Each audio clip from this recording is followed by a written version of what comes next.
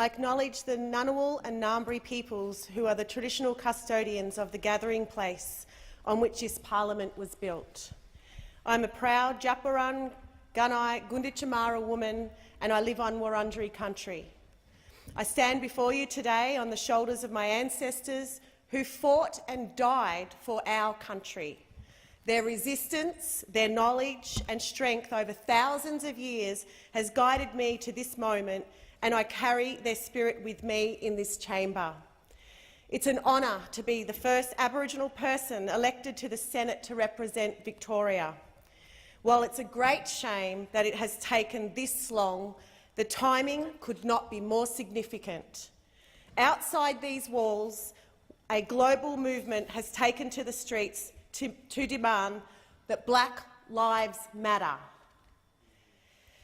An uprising of voices united by the conviction that the colour of your skin should not limit your potential, your safety or your life expectancy.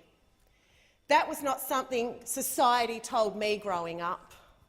For an Aboriginal girl raised in poverty and public housing who left school at 14, the idea that I could make it all the way to this nation's parliament was laughable. People like me were not meant to end up in places like this.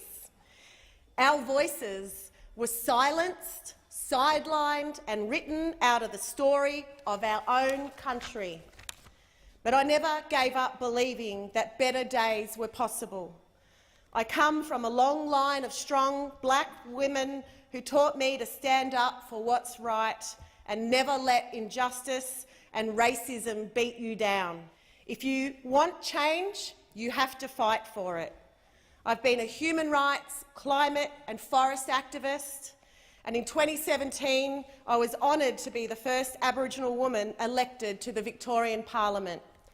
I've fought my whole life for those without a voice. My promise to the people of Victoria is I will continue to fight for you. And I will never forget where I come from. I take my seat in this chamber today for every person who has been discarded, discounted or left behind. It's time for your voices to be heard.